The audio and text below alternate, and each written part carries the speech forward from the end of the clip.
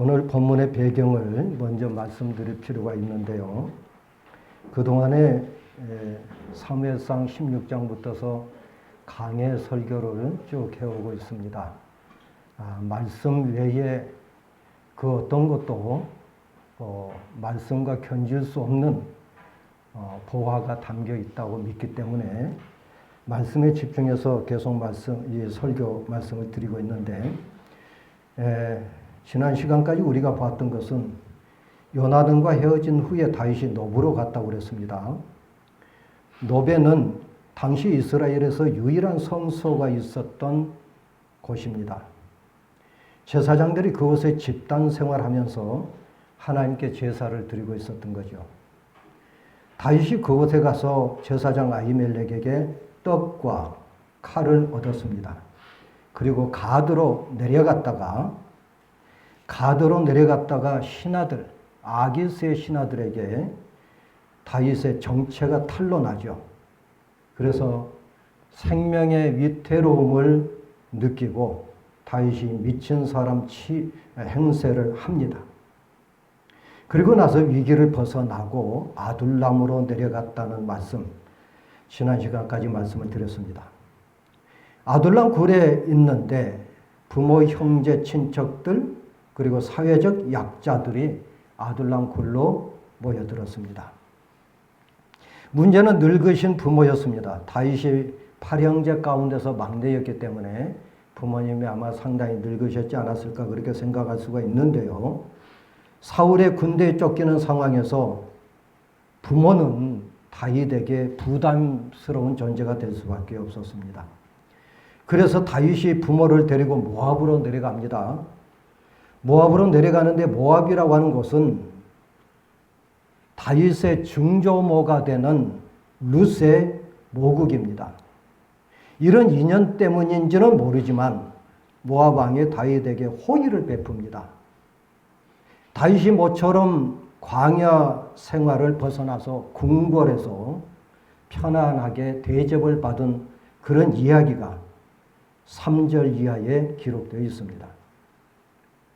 다윗이 모압에 어느 정도 머물고 있을 때 선지자 갓이 나타났습니다.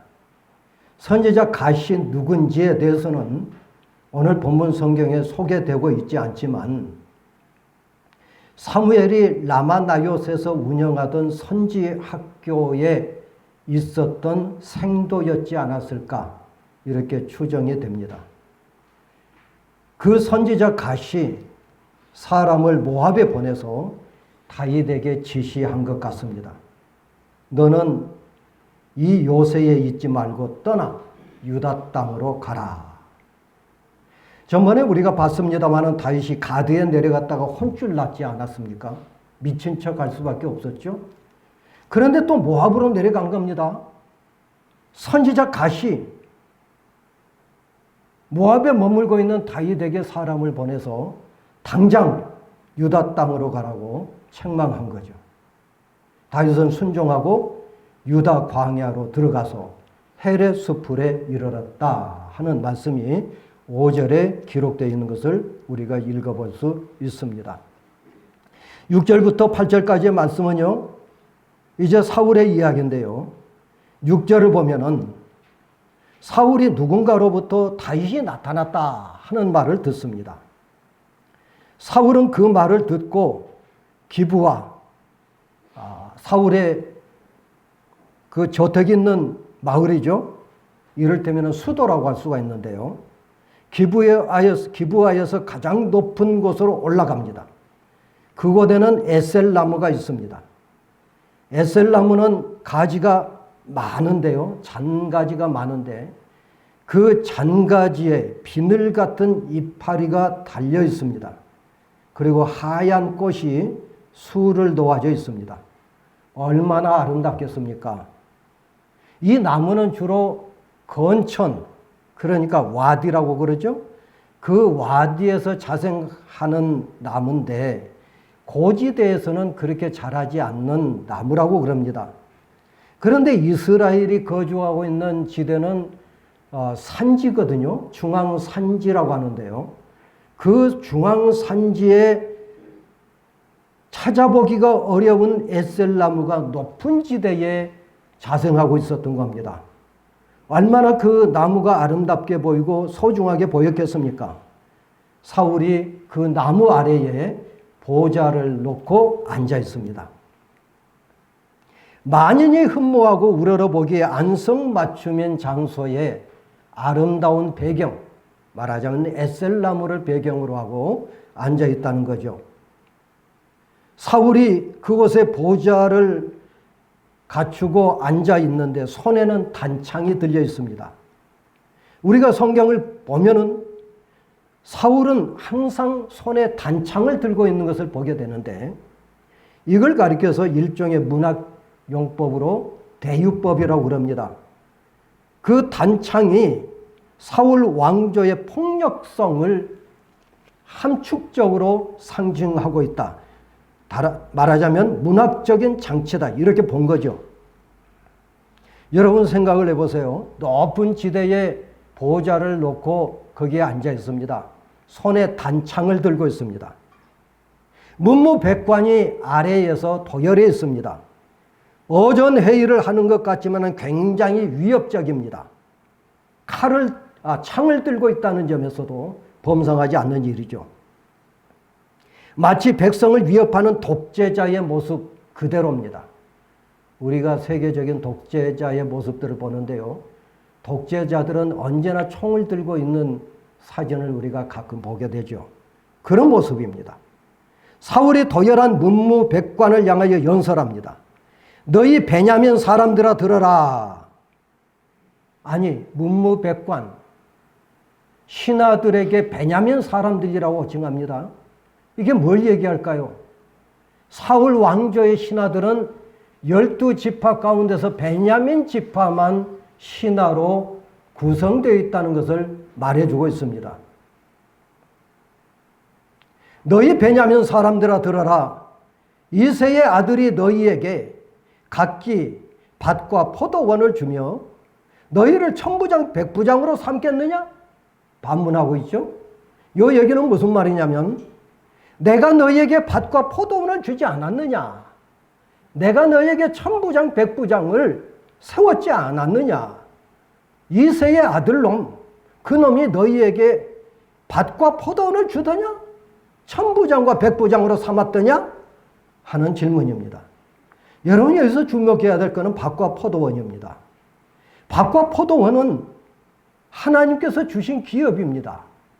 여러분이 잘 아시다시피 가나안 땅에 입주하고 나서 여호수아가 12지파 그리고 문중들에게 각기 땅을 분할해 줬죠.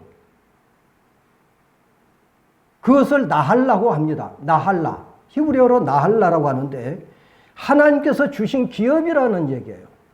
하나님께서 주신 기업이기 때문에 이 땅과 포도원, 땅이라고 하는 이것은 사고 팔 수 없다는 겁니다.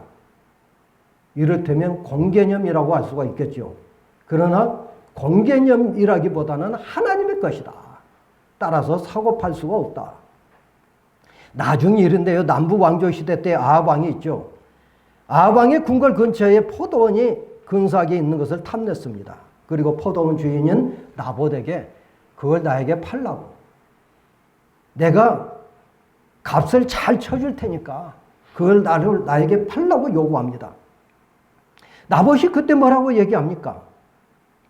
하나님께서 조상들에게 주신 기업을 팔 수 없다. 거절했습니다.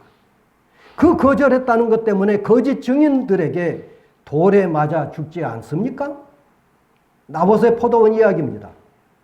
따라서 이 말씀에 비춰보면은, 나봇의 포도원에 비춰서 보면은 사울이 베냐민 지파 사람들, 자기 신하들에게, 자기 측근들에게 밭과 포도원을 줬다는 것은 자기 밭과 포도원을 줬다는 것이 아니라 다른 지파 사람들의 밭과 포도원을 강탈에다가 자기 측근들, 자기 지파 사람들로 구성된 신하들에게 그것을 수여했다, 주었다 하는 그런 이야기가 되겠습니다. 그뿐만이 아니고 그들에게 천부장과 백부장으로 삼으면서 측근들 가운데 측근들로 고위직을 그렇게 할당해 줬던 거죠. 이게 독재자의 통치 방식입니다. 독재자의 통치 방식이 뭐냐면은 돈 많은 기업들에게 돈을 강탈에다가 청와대에 쌓아놓지 않았겠습니까? 그걸 통치 자금이라고 그렇게 말을 하죠. 그 통치 자금을 풀어가지고 충성하도록 만든 겁니다. 그 독재자들의 통치 방식이죠. 독재자가 자신의 측근을 요직에 앉히고 부동산까지 강탈에다가 수여하고 그들에게 충성을 강요했다면 그 독재자는 두 다리 쭉 펴고 편하게 잠을 잘 수 있을까요? 그러지 않은 것 같습니다. 아무리 자기와 연이 닿은 사람들로 고위직을 채운다 한들 결코 편한 것은 아닙니다. 불안한 것은 마찬가지입니다. 누군가가 자신의 목숨을 노리지는 않는지 하는 망상에 사로잡혀 있게 되는 거죠. 그걸 피해망상이라고 말을 합니다. 오늘 말씀을 보면 이렇게 되어 있습니다. 내가 너희에게 밭과 포도원을 주고 천부장과 백부장으로 삼았으면 나에게 충성해야 되지 않겠느냐. 충성은 그냥 너희가 모두 공모하여서 나를 대적하고 있다.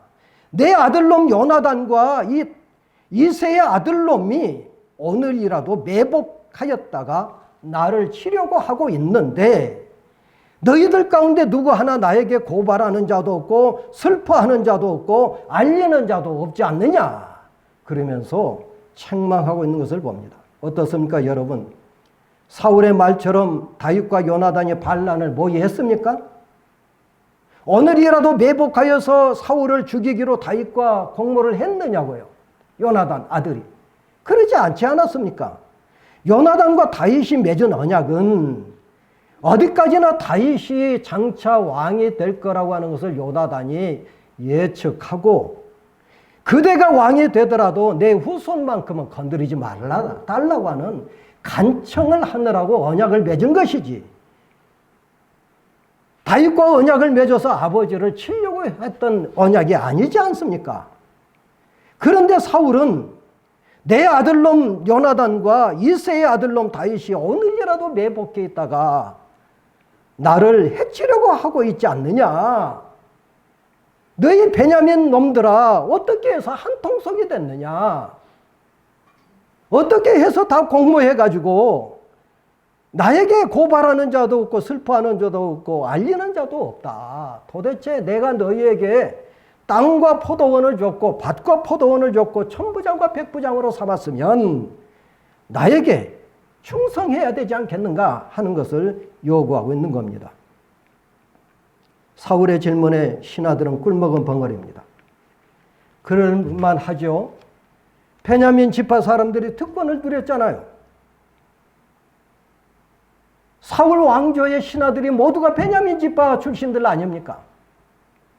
다른 지파 사람들에게서 빼앗은 강탈한 부동산을 자기 측근들인 베냐민 지파 신하들에게 주었지 않습니까?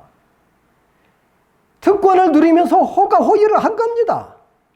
사울에게 아니요 라고 말을 해야 되는데 먹은 게 있으니 아니요라고 할 수가 없는 거죠. 유구무원님. 무거운 침묵을 깨트는 자가 있었으니 에돔 사람 도액입니다. 9절 이하에 나오는데요. 에돔 사람 도액은 사울의 목자장이라고 21장 7절에 되어 있습니다. 목자장이라고 하니까 양을 치는 대장인가 보다 이렇게 생각할 수 있겠는데 그게 아니고 목자장이라고 하는 이 말은 군대 지휘관이라고 하는 얘기인데요. 어전 회의에 이 사람이 참석한 것을 보니까 전투 부대원은 아니고 근위 대장 정도 되지 않는가 싶습니다. 이 도액이 에돔 사람입니다. 에돔 사람이 어떻게 저 군대 지휘관이 됐을까요? 용병이라고 할 수가 있습니다. 그래서 21장 7절 말씀을 보면은 이 도액이라고 하는 사람이 다윗이 노베에 가서 아히멜렉에게 떡과 칼을 요구할 때 마침 그 자리에 이 친구가 있었다는 거죠. 거기에서 다윗과 아히멜렉이 대화를 나누는 것을 다 들었고 떡을 주고 칼을 준 것을 직접 봤다는 얘기이지 않겠습니까? 왜 그 사람이 노베 갔을까요? 이방인인데. 이방인이 왜 성소에 있을까요? 아마도 주석가들은 추정하기를 아마도 사울의 명을 받고 은밀하게 제물을 바쳤지 않았을까. 그렇게 주석가들은 추정을 합니다. 떳떳하지 못한 사울이 어떻게 성소에 나타나겠습니까? 자기 쫄병 하나 보내가지고 부하 하나 보내서 제물을 바치면 하나님이 뇌물을 받아먹고 다윗을 잡아들일 수 있지 않을까 그렇게 생각했었는지 모르겠습니다. 분명한 것은 도액이 거기에서 다윗과 아히멜렉의 만남을 목격했다는 겁니다. 그는 다윗이 아히멜렉으로부터 떡과 칼을 챙긴 것도 지켜봤습니다. 두 사람의 대화도 엿들었습니다. 이제 에셀나무 아래의 오전 회의에서 이 도액이라고 하는 사람이 아히멜렉을 사울에게 고발합니다. 아히멜렉이 이새의 두 아들놈을 위하여 여호와께 묻고 그에게 음식을 주고 블레셋 사람 골리앗의 칼도 주더이다. 내가 두 눈으로 똑똑히 봤습니다. 그렇게 고발한 거죠. 간신입니다. 왜 간신이냐면 일러 바쳤기 때문에 간신이 아니고 다윗의 말을 보태거나 빼거나 수정을 했기 때문에 간신인 거죠. 있는 그대로만 말을 했다면은 누가 뭐라고 하겠습니까? 자, 뭘 보탰을까요?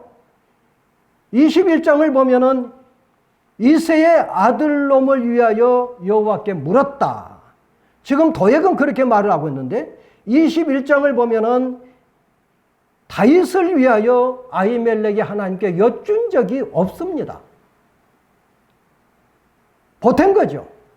여쭈었다라고 하는 얘기는 뭐냐면 다윗의 장래가 어떻게 될 것인지 하나님께서 좀 가르쳐 달라고 하는 그런 얘기인데 그런 말을 한 다윗이 부탁을 한 적도 없고 아히멜렉이 하나님께 다윗을 위하여 기도한 적도 없는데 도액이 그 말을 만들어서 첨가한 겁니다. 뺀 것도 있는데요. 21장 2절과 8절을 보면은 다윗이 아히멜렉에게 떡과 칼을 달라고 하면서 내가 지금 은밀하게 왕의 명령을 수행 중이기 때문에 내가 칼도 가지고 오지 않았고 음식도 준비하지 못했다. 그러니 떡과 칼을 달라고 하는 요구하고 있는 말씀이 있습니다. 은밀하게 왕의 명령을 수행 중이라고 하는 이 말은 도액이 에셀나무 밑에 오전에 의해서 사울에게 말하지 않은 거죠. 빼버린 겁니다. 왜 뺐을까요? 은밀하게 왕의 명령을 수행 중이라고 했다고 한다면 그 말을 전했다라고 한다면 아히멜렉이 다윗의 거짓말에 속아가지고 떡과 칼을 준 사실이 드러난 거죠. 이 말을 빼버린 것은 아히멜렉이 떡과 칼을 줄 때에 은밀하게 왕의 명령을 수행 중이기 때문에 떡과 칼을 줬다라고 하기보다는 의도적으로 떡과 칼을 주어서 반란을 도모하게 했다는 말이 암시되어 있는 겁니다. 도액이 바꾼 것도 있습니다. 그게 뭐냐면요. 다윗이 떡과 칼을 요구한 것을 도액은 다윗이 요구했다는 말을 하지 않고 아히멜렉이 주었다라고만 말을 합니다. 다윗이 요구했기 때문에 줬다고 한다면 아히멜렉에게 혐의가 벗어지는 거죠. 그런데 다윗이 요구하지도 않았는데 자진해서 떡과 칼을 준 것처럼 바꿔버린 겁니다.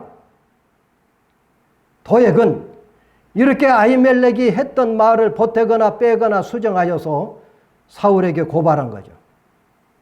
그래서 간신인 겁니다. 말을 전할 때는 그대로 전하면 좋은데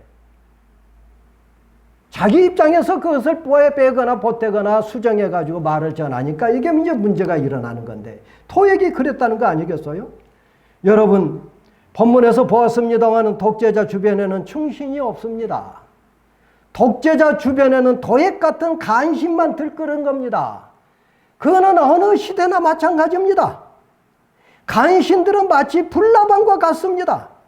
때로는 독재자를 찬양합니다. 때로는 독재자에게 피해 망상을 안기게 하고 부추기게 합니다. 부추겨 줍니다. 그럼으로써 결국 이 독재자가 결국에는 무너지도록 만든 거죠. 한편으로 보면은 간신들이 독재자를 무너지게 했다는 점에 있어서 공로라고 할 수 있을지 모르지만 그것 때문에 백성이 겪어야 되는 피해는 너무너무 막심한 겁니다. 그 피해 내용이 11절, 우리 나 권사님이 읽어주신 11절 이하에 나와 있습니다. 사울이 너에게 말을 들었던 사울이 당장 노베 제사장들을 어전으로 소환했습니다. 그리고 아히멜렉을 직접 신문했습니다. 너 아히두베 아들놈아, 어찌하여 이세 아들놈하고 공모하여서 나를 대적하느냐? 어찌하여 그놈에게 떡과 칼을 주고 하나님께 물어서 오늘이라도 나를 치게 하였느냐? 한마디로 말을 하면은 아히멜렉이 다윗과 모반을 꾀했다는 얘기입니다. 사울의 말대로라고 한다면 아히멜렉은 발람군의 수괴가 되는 거죠. 아히멜렉의 대답은 간단명료합니다. 먼저 다윗의 정체를 사울에게 밝힙니다. 다윗이 누굽니까? 신하 중에, 왕의 신하 중에 가장 충실한 자이지 않습니까? 다윗이 누굽니까? 왕의 부마 도의, 사위지 않습니까? 다윗이 누굽니까? 왕의 호위 대장이지 않습니까? 다윗이 누굽니까? 왕실에서 가장 존귀한 자이지 않습니까? 지금 왕에게 다윗과 같은 충신이 있습니까? 사울에게 다윗 같은 신하가 또 있느냐는 말이에요. 사울은 다윗을 죽이기 위해서 얼마나 많은 전쟁터에 다윗을 파견했습니까? 사울이 정신병을 통해서 발작을 일으킬 때에 사울의 질병을 치유해 줬던 자가 누굽니까? 다윗이 수금을 타며 치료해 줬지 않습니까? 사울이 창을 던져서 다윗을 죽이려고 여러 번 그랬지만은 다윗은 사자와 곰을 잡아 죽이던 그 괴력을 발휘하지도 않고 도망가 버립니다. 그런 충신이 어디 있느냐는 거요.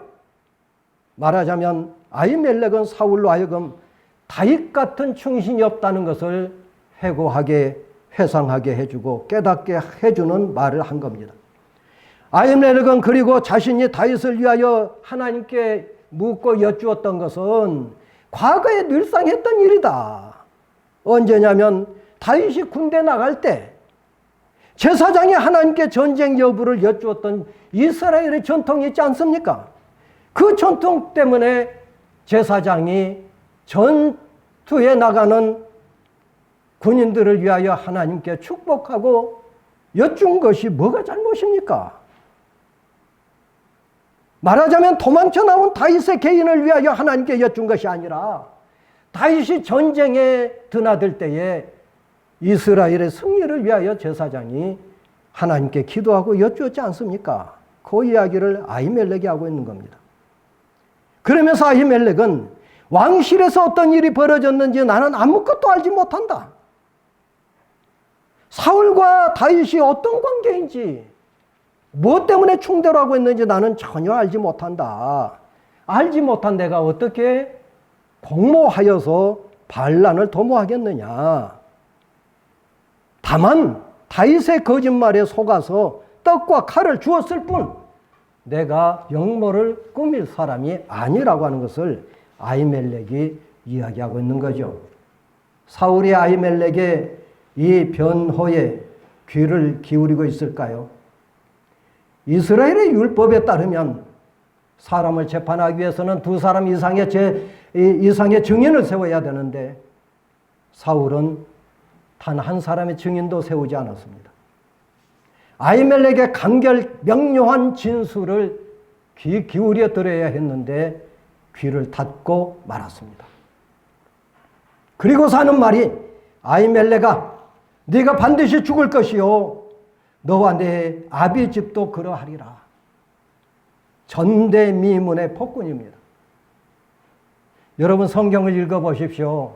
읽어보시면은요 전설에는 그게 나옵니다만은 유대인 전설에는 예를 들어서 이사야가 죽임을 당했다는 이야기, 므낫세 왕에게 죽임을 당했다는 이야기가 나오기는 합니다만은 성경에 어디를 봐도 하나님의 선지자 제사장을 학살했던 왕은 성경에 찾아보기가 어렵습니다. 안 나옵니다. 그런데 말이죠. 사울이 뭐라고 얘기합니까? 여호와의 제사장들을 죽여라. 그냥 제사장도 아닙니다. 여호와의 제사장들을 죽여라. 세상에 말이죠.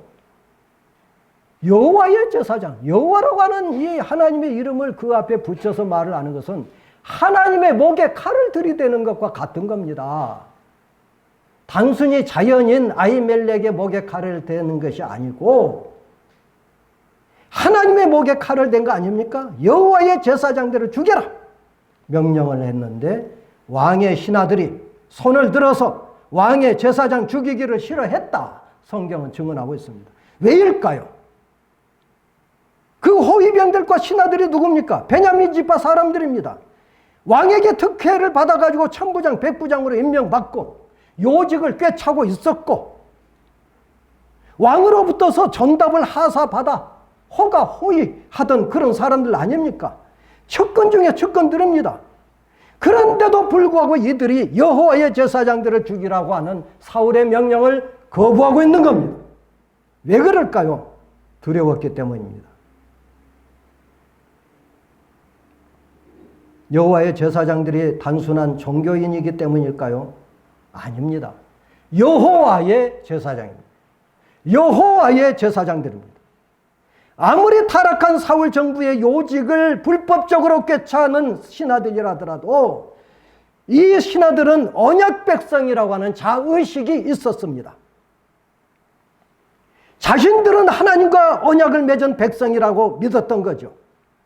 그런데 하나님과 언약 관계를 이어주는 끈이 하나 있었습니다. 그게 뭐냐면 제사입니다. 제사를 통해서 하나님과 언약 백성이 이어지게 되는 거죠. 제사 외에 그 어떤 것도 하나님과 언약 백성에 이어지는 끈이 없는 겁니다. 그런데 그 제사를 누가 집례합니까? 제사장입니다. 제사장이 제사를 집례하면서 하나님과 언약 관계를 이스라엘 백성에게 연결시켜주고 있는 겁니다. 만일 그 제사장에게 손을 대서 그들의 목을 친다면 그들 스스로 언약 백성인 것을 부인하는 꼴이 되는 거죠. 따라서 사울의 명령을 거부하여 비록 처형을 받는다 하더라도 제사장들에게 손을 댈 수 없다고 하는 게 베냐민 지파 출신의 신하들의 생각이었던 겁니다. 사울이 둘러보니 도액이라고 하는 친구가 눈에 들어왔습니다. 도액은 에돔 사람입니다. 언약 백성이 아닙니다. 언약이라고 하는 개념조차 모르는 이방인입니다. 더구나 사울에게 돈을 받고 사울을 위하여서 칼을 조자령 한 칼을 휘두르는 용병입니다. 제사장을 죽이라는 명령을 따를 수밖에 없는 유일한 사람이었습니다. 그래서 사울이 그에게 제사장들을 죽이라고 명령합니다. 도액은 자기 부하들과 함께 지체하지 않고 칼을 뽑아서 세마포 에봇을 입은 사람 85명을 학살해 버립니다. 주보 앞면에 나와 있습니다마는 제임스 티소라고 하는 프랑스 화가인데요. 계속해서 티소의 그림을 제가 주보에 실어 놓습니다마는 얼마나 사실적으로 묘사를 잘 해놓았는지 정말 사실적으로 묘사를. 이분이 19세기 사람인데 19세기는 미술사에서 사실주의가 아주 왕성했던 때거든요. 사실적으로 묘사를 해요. 사실적으로. 85명을 무참하게 학살을 해버린 겁니다. 하나님의 거룩한 제사 직무를 맡은 제사장들을 무고한 혐의로 살육해버린 거예요. 여호와의 제사장을 말입니다. 마치 여호와 하나님의 목에 칼을 들이대는 것처럼 여호와의 제사장들의 목에 칼을 들이대서 85명을 무참하게 학살해버린 겁니다. 그것만이 아닙니다. 노베 살고 있는 남녀를 모조리 죽여버렸습니다. 아이들을 죽였습니다. 젖먹이들까지 죽였습니다. 소와 나귀와 양들까지 죽였습니다. 천인공노할 짓입니다. 한때 하나님의 선택을 받고 기름 부음 받은 사울 아닙니까? 노망이 등가라고 생각해야 될까요? 그럴 수도 없습니다. 정신분열증 때문이라고 해석해야 되겠습니까? 상식적으로 이해가 안 됩니다. 그런데요, 그게 인간입니다. 어떤 때는 천사의 모습을 가지고 있다가 어떤 때는 악마의 모습을 가지고 있는, 그게 인간이라는 말이죠. 여러분, 옛날에 있었던 이런 속설을 아시는지 모르겠습니다. 자동차 운행 중에 접촉사고가 났다면 상대방 운전자가 승려복을 입고 있을 때 따지지 않고 그냥 지나간다. 지금도 그러는지 모르겠습니다만은 우리 부모 세대는 무당을 보면은 말을 존칭을 안 썼습니다. 하대했습니다. 그런데 무당을 두려워했습니다.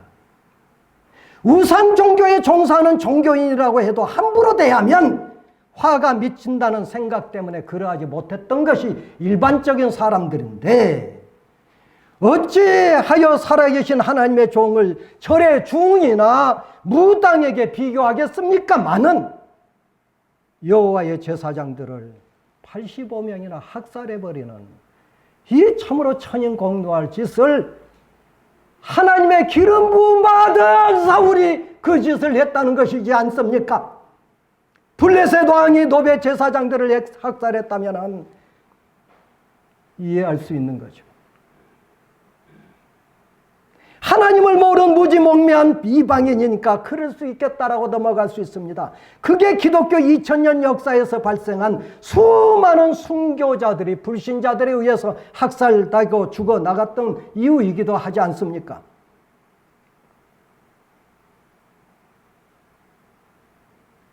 불행하게도 사울은 도액 같은 이방인이 아닙니다. 이스라엘 사람이요 베냐민 지파입니다. 이스라엘의 초대 왕입니다. 하나님의 선택을 받고 사무엘의 기름 부음 받은 왕입니다. 하나님으로부터 군왕으로 선택받았던 기름 부음 받았던 사울. 과거에는 제사장 노릇했다가 폐위를 선언받았는데 오늘 본문에서는 기름 부음 받은 사울이 하나님께서 그에게 부여하신 권력을 휘둘러서 하나님의 종들을 학살하고 있는 겁니다. 놀랍지 않습니까? 하나님의 제사장들을 학살한 자가 하나님께서 기름 부어 세운 왕이라고 한다면 오늘날 누구라도 사울이 될 수가 있습니다. 예외가 없습니다. 이스라엘의 초대왕 사울이 그 짓을 했다면 이 세상에 그 어떤 사람도 사울이 될 수 있다는 것을 우리들에게 가르쳐주고 있습니다. 아무리 하나님을 잘 믿는 것처럼 보이는 사람이라 하더라도 제사장의 목을 칠 수 있다는 것, 겸손해야 됩니다. 처음이 좋았으면 끝이 좋아야 됩니다. 처음은 좋았는데 끝에 교만해버리는 사울, 하나님께 칼을 휘두른 사울, 여호와 하나님의 목에 칼을 휘두른 사울은 되지 말아야 되지 않느냐. 제가 또 한 번 말씀을 드립니다마는 목사 안수 받을 때 결심했던 거 또 다시 말씀을 드립니다. 목사 되고서 버림받지는 말자. 나 같은 사람이 큰 교회 큰 목회할 자질도 없고 능력도 없지만 큰 교회 큰 목회가 문제가 아니라 하나님께 버림받으면 그 원통에서 어떻게 살겠는가. 그게 지금도 변치 않는 목회 신조입니다. 여러분도 그러하시기를 주의 이름으로 당부드립니다. 은혜로우시고 자비로우신 아버지 하나님, 하나님의 기름 부음 받았던 사울이 제사장 노릇하다가 폐위를 선언받았던 사울이 미쳐도 유분수고 환장해도 유분수지 어찌하여 여호와의 제사장을 죽이라고 자기 입으로 그렇게 명령할 수가 있는지. 하나님, 참으로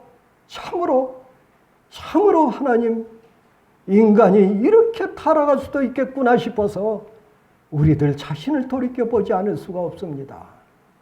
오늘 주신 말씀, 은혜로우신 주님, 하나님의 사람을 끝까지 가깝게 하는 다윗이 되게 하여 주시고, 변심하여서 하나님의 사람들의 목을 치는 사울은 되지 아니하도록 주여 우리 모두를 도와주시고 함께하여 주시옵소서. 불초정 목사부터 하나님 앞에서 신실한 종이 되도록 주께서 인도하여 주실 줄로 믿습니다. 예수님 이름으로 기도하옵나이다. 아멘.